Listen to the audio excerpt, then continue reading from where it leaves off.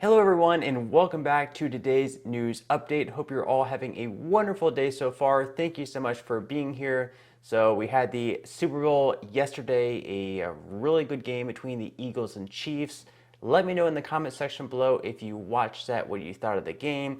If you were cheering for the Eagles or cheering for the Chiefs. I was personally rooting for the Chiefs. It was a great win. I think both teams played great. There were some mistakes on both sides, but overall, both teams played pretty good, at least on the offensive side of the ball. Now, in today's update, we are going to be discussing the fourth object that was shot down over North America on Sunday. We're going to be discussing what everyone is saying, and of course, the Pentagon is saying apparently that it has not ruled out aliens, so that's pretty interesting. Also, we have a hard deadline on the debt ceiling coming up in June, where we need to be raising the debt ceiling, at least according to Treasury Secretary Janet Yellen, unless we take some other type of extraordinary measures. So we're going to be going into that, and Chuck Schumer, of course, is demanding a plan from Republicans because Republicans have not yet released their plan, and James Comer is saying that a plan will be released at least very soon in his eyes. And finally, we have another senator that is a Republican giving more ammunition to Joe Biden and Democrats in regards to potential cuts to Social Security and Medicare. We're going to get into that as well. Now, before I get into my first news story for today, if you would like to receive up to 12 free stocks from Webull, in a pinned comment below, I will leave a link where you can receive just that. Okay, so what in the world is going on? A fourth object was shot down on Sunday over North America. So what exactly are these objects that we're shooting down? I mean, we know the first one was the Chinese spy balloon, which China is saying was not a spy balloon and was actually used for weather purposes. Whether or not you want to believe that is up to you. Of course, that leaves many of us wondering what the second, third, and fourth objects are. I mean, are these from China also? Or perhaps, do we just have aliens visiting us from outer space? Well, this might sound crazy, but the Pentagon isn't exactly ruling this one out. Watch.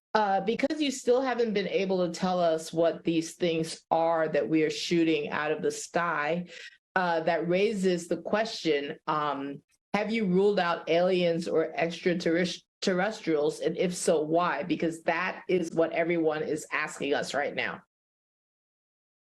Yeah, thanks for the question, Helene. I'll let the intel community and the counterintelligence community figure that out. I haven't ruled out anything at this point. We continue to assess every threat or potential threat unknown that approaches North America with an attempt to identify it.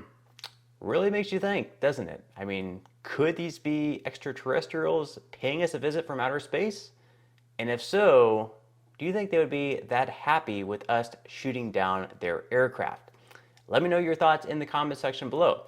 Now, of course, with the recent Chinese spy balloon, the GOP is now saying no cuts to defense. You know, once again, in order to raise the debt ceiling, they said that we need to balance our budget where we're spending less money as a country than what we're taking in tax revenue.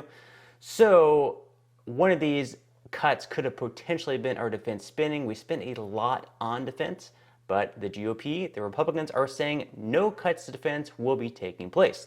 So a growing number of Senate Republicans are saying that President Biden and Speaker Kevin McCarthy should take defense spending cuts off the table in their negotiation over the debt ceiling. The Republicans are digging in their heels after receiving a classified briefing on a Chinese spy balloon that floated over sensitive military installations. This is from The Hill. He said, quote, "The entire civilized world should recognize that communist China is probably the greatest threat we've ever faced, more severe than Soviet Russia was because of its economic integration into the West," said Senator Tom Cotton after receiving a briefing from senior administration officials on the spy balloon. He said, quote, "We should take every step we can try to reduce our dependency on China and try to build a stronger military deterrence against them." He also went on to say that I do not think that we should be talking about cutting the defense budget at all right now. If anything, substantial defense increases, he said. And of course, defense cuts weren't all that popular with most Republicans even before the controversy surrounding the Chinese spy balloon, which was shot down off the coast of South Carolina. And then another top Republican, the second top Republican in John Thune, said that having a strong, robust national security is essential to deterring bad behavior. So no cuts to defense spending. What are we going to cut? Now on Twitter, one user pointed out, he made a reference to the Super Bowl. If you guys watched it, the halftime show was Rihanna.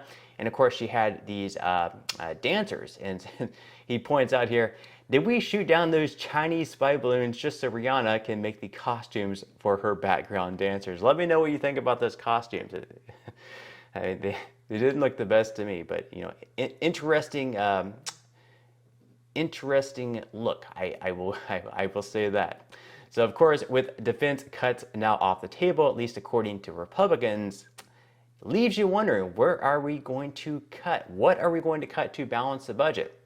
So I guess Senate Majority Leader Chuck Schumer, a Democrat, is telling Republicans if we're not going to be cutting defense spending, if we're not going to be cutting Social Security and Medicare, show us your plan. If we don't renew the debt ceiling, average American families will be clobbered. Their interest rates would go up.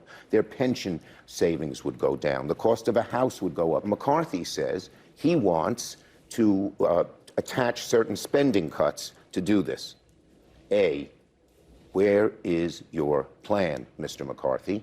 He says he wants cuts. We ask him which ones. He won't say any. Is it Social Security and Medicare? Will it be police? Will it be the military? His job, we have a plan. Do it clean as we've done it 4 times. So Chuck Schumer has a pretty good point here. We have Republicans saying that we need to balance the budget. It is important. I agree that it is important to balance the budget, but where is your plan? If you're making this grand point that we need to lower our spending as a country, you need to come out and release a plan. Let us know what you're willing to cut. As Chuck Schumer said, is it going to be police? Is it going to be defense funding? Is it going to be military? Is it going to be Social Security? Is it going to be other entitlements? What exactly are we going to cut? You know, perhaps we should be cutting Senator Schumer's salary and the rest of the lawmakers in Washington who make upwards of $180,000 plus whatever else they take underneath the table. Now, of course, we had James Comer, also, I believe it was on ABC, that he was interviewed on, and he is going over what his plan could potentially be and when this might be released. Watch. Thank you for joining us this morning. Let me get you by starting out by responding to Senator Schumer. He said that it's up to Republicans now to come forward with the kind of cuts you want if you're going to demand negotiations over the debt limit. Yeah, I agree with that. We're going to come forward with a plan. We're still debating that plan. We're having robust debate amongst our conference. That's what democracy is supposed to be about. And thank goodness for the House Republicans. Thank goodness that somebody's willing to step up and say we can't keep going down this unsustainable path of spending $1 to $2 trillion a year more than the government takes in. Somebody's got to be the adult at the table, and House Republicans will hopefully be that person. Hopefully, or you will? Are you going to be coming forward with a plan? Yeah, we're going to be coming forward with a plan. This doesn't have to come forward before July. Obviously, I'd like for the plan to come forward next week.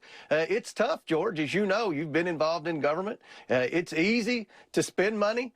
What unites the Democrats is spending money. Now, when you get to the point to where we are now, where we've got to make cuts, it's a lot tougher. We're not going to cut Social Security or Medicare. We've been very clear about that. It's very disappointing that the president and Chuck Schumer would continue to try to scare seniors. These are important programs to everyone. There's bipartisan support for Social Security and Medicare. If anything, we need to shore those programs up. They're running out of money. But at the end of the day, those programs are going to be off the table with respect to cuts, but everything else is on the table. Okay, so there we have Comer saying that Republicans are going to have this robust debate and they are going to come up with some sort of a plan. They don't have anything right now, but remember, they have to come up with a plan by June, because that's when they have to raise the debt ceiling. Unless they're going to go ahead and raise the debt ceiling without a plan, which Republicans are saying they're not going to do, I don't know what's going to happen. Now, he also says that they don't have to come up with a plan before July, but that doesn't really make sense with the deadline because, again, that hard deadline for raising the debt ceiling, at least according to Treasury Secretary Janet Yellen, is going to be in June. So they need to come out with a plan within the next couple of months, at least you would think. Now, he does say here that they are not going to be making any cuts to Social Security or Medicare, which thank God, because These programs are completely funded by the Social Security payroll tax that we're paying in our entire lives. There will be a shortfall in 10 years, but that's something they can fix and shore up later on, as he does mention. So this is not something that they should be cutting. If they do cut anything, who knows what they should be cutting, but it should come from anything other than Social Security or Medicare. Then, of course, yesterday we also had another Senate Republican coming out and giving Democrats and Joe Biden quite a bit of ammunition, where he's going out and saying that every single entitlement program, every single federal program, yes, including Social Security and Medicare, which is definitely not an entitlement, considering that we do pay taxes on this our entire lives, should have to be renewed every single year, which builds off of, which is even more than what Senator Rick Scott's plan was, which was sunsetting these programs every 5 years. Watch.